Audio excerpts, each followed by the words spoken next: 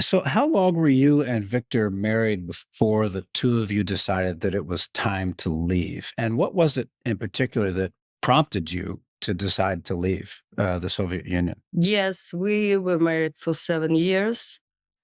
It is a very complex question. Everybody is asking this, even people who read the book. There was because he saw all communications. He saw the disparity, between really Communist Party, what people were doing, and how badly people were, communists treated people. And then Victor, being very, he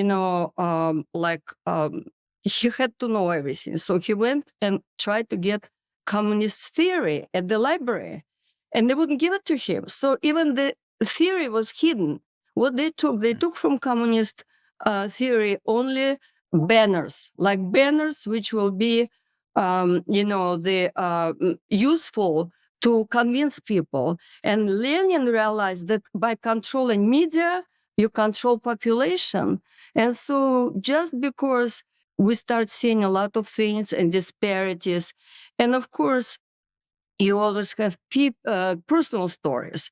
Like Victor's friend Valentin, his father was very high in KGB, and he was expressing he was making fun of his father, and he said, "I'm going to leave KGB. It's all bad," and so he was killed. And Victor was doing investigation, and so that really was a wake up call. And I knew Victor already had all this, understanding that communism is not working and it's very bad for people. And I just felt like, well, sooner or later, it's going to be dangerous. And he was friends with dissidents also. So it wasn't only us. There's a lot of people start feeling that communism is bad. And also I want to tell you my personal story. I had an aunt. She was beautiful, and she lived in an apartment complex. And so then the guy from this apartment complex asked her, he wanted to sleep with her. And she said, "No, I love my husband."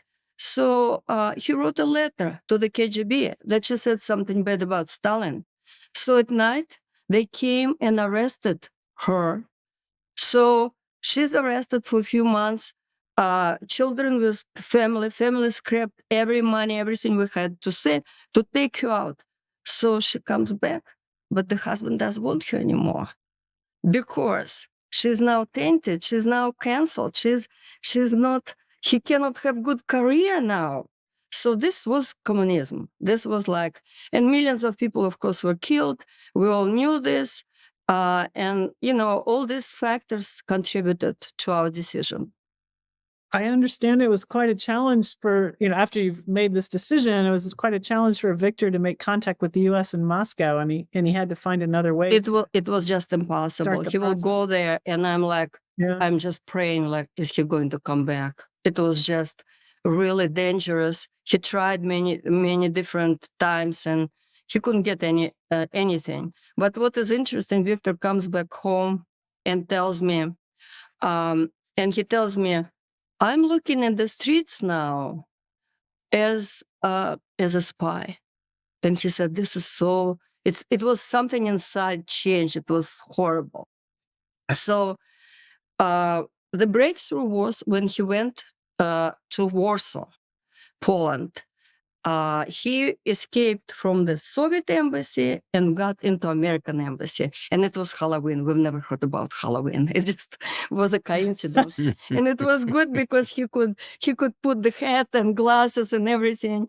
But what actually happened, because he was such an important person, he can never leave an embassy without the security escort.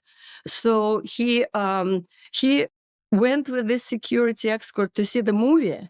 And said, "Oh, I just don't feel well." He went to the bathroom, climbed out of the window, but he also made something there that he will be able to reopen the window when he comes back. Takes taxi, goes to the embassy. People first didn't believe that he was who he was. So he had to convince these people. Then he has to go back, and they said, "Well, would you like, we can take you now to United States right now." He said, no, I won't go without my family. So he goes back. He comes back a few minutes before the movie.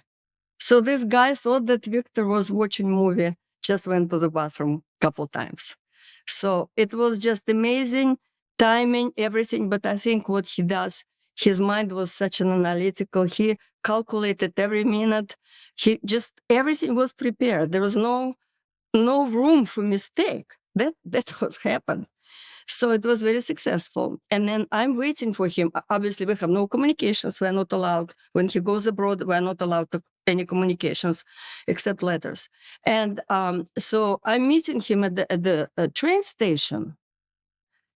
And I see two guys in black coats just coming to the same car. And then they're running, and Victor comes out, and they run to him. I thought, that's it. I mean, how do I know what happened? I'm just like, my heart was like, no.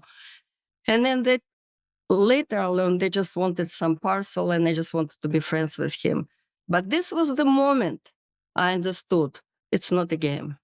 It's just really, really dangerous what we were doing.